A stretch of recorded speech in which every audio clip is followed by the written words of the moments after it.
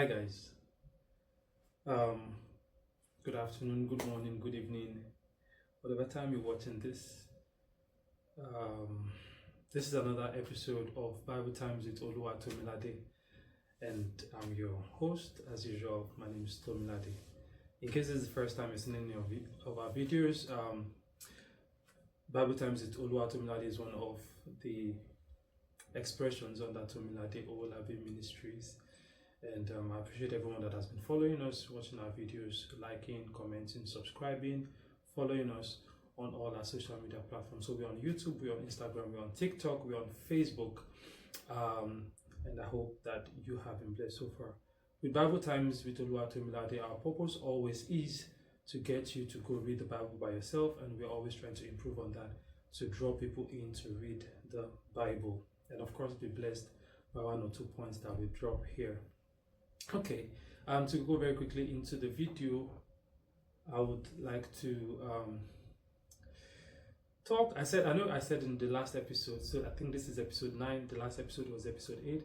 I said I was going to round off on talking about Saul, but there were just still a few things on my heart that I wanted to express, and I had an intense moment in my quiet time this morning, my personal devotion this morning before leaving for work. Okay, so let me just get into it. I want to try to keep our videos as short as possible. It's just that there's always a lot to say, but I'll try to keep it as short as possible. So, Saul. So my first video I did about Saul was personal apology to Saul, where I talked about how I had judged him on a lot of things, but on studying the scripture properly, I saw that there were a lot of things that I had been wrong about him. Then the last one I did, which was the last episode, I talked about how some things about his life that were supposed to be positive had been perverted and then had become negative. But in this episode, I want to talk about how the life of Saul was a tragedy, and how that tragedy is a tragedy that many of us still live, still experience, and will still suffer. So Saul wasn't a bad person from the beginning. In fact, the first time we were introduced to him, I think 1 Samuel chapter 9, we are told of how the words used to describe him were very positive words. Talk about his physical beauty, talked about how tall he was the tallest person in the land, was good to look upon, and then even his first few actions showed him as someone that was wise, someone that was considerate, someone that was humble, right? And he was anointed, he became king. Even his first few actions as a king showed him as someone that was brave and courageous. But he started missing it, right? When he could not follow God fully, when he could not obey God fully, when he started giving half obedience to what God was asking him to do and all that. But then, don't we all do that? We all do that, right? God tells us to do something. Sometimes we even blatantly ignore what God has asked us to do and do what we feel like doing. Many things we've done in our lives are things that God outrightly said don't do, but we still do. Saul even didn't do that. Saul still did kill all the Amalekites. And then what God even asked him to do was something that in today's world we will call morally wrong, we will call breach of human rights. Because God said, wipe out an entire nation, don't spare anybody. But Saul, we could say, he was a compassionate person, he had value for human life, did not do that, kept some of them still alive, especially their king. But that was a sin, because when God asks you to do something, you do it fully. But then some of the things that God has even asked us to do, which are even good in themselves, we don't do it. And the bad things that God asks us not to do, we find ourselves doing that. And that is how our lives have been. Many of us have risen and fallen. I myself, I'm not even saying many of us, myself, I have risen and fallen, committed grave and grievous sins many times, and I'm only here because I've enjoyed God's mercy. So I'm not better than Saul in any way, right? I've only enjoyed mercy.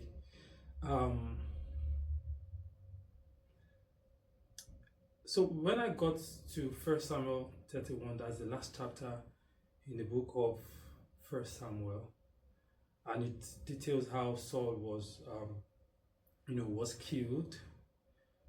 So he was killed by the Philistines, and so basically the war was very tough, and his sons were killed. All his 3 sons were killed. Jonathan and the other 2 guys, I've forgotten their names, they were killed. And then the Philistines really targeted him and his sons, and so they had shot him through with a lot of arrows. He knew he was not going to survive it, but he did not want to die at the hands of his enemies.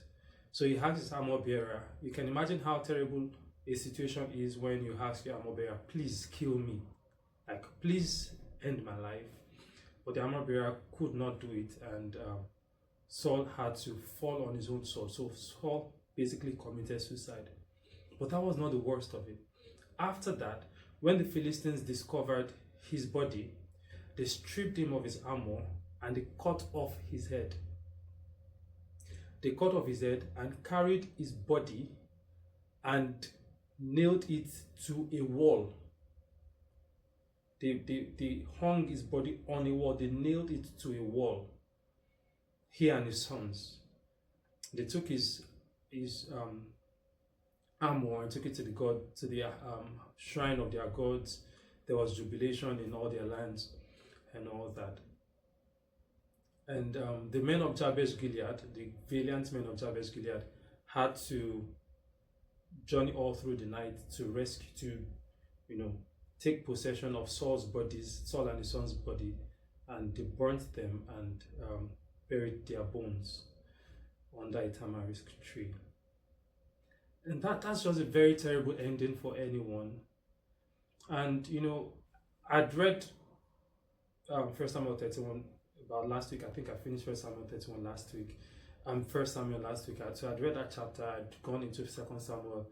I saw David's lamentation over Saul and Jonathan. He wrote a song that he caused to be published across all of Judah.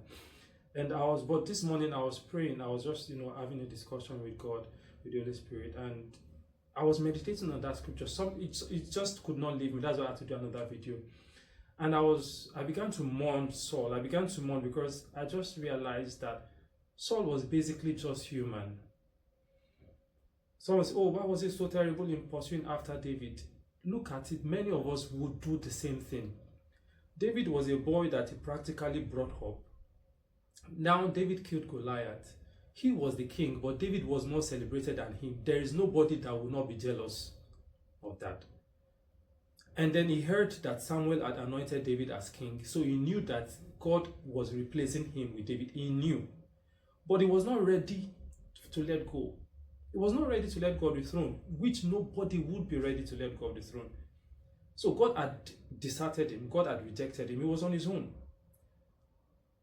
Although the best thing would have been to continue to seek for mercy, and then God forgives him, and then says, okay, God, whatever you want me to do, even if you want me to leave the throne, as long as I have you, no problem.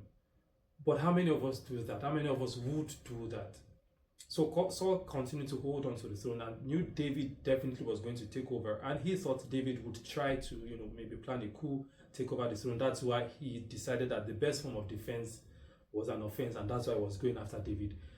When I knew that it was that terrible, when David ran away from Saul and went to, was it Achish, the king of Egypt, I think, or was it the king of Philistine? He went to one of the kings, right? And that one said, oh, is this not David, the king of the land of Israel? So it was even known, even the surrounding nations knew that David was supposed to be the king. So it was not a secret that only a few people knew. David was, like, everybody knew. So Saul knew he was under threat. He knew that he was under threat. So he only did what many of us would do to try to secure what we already have.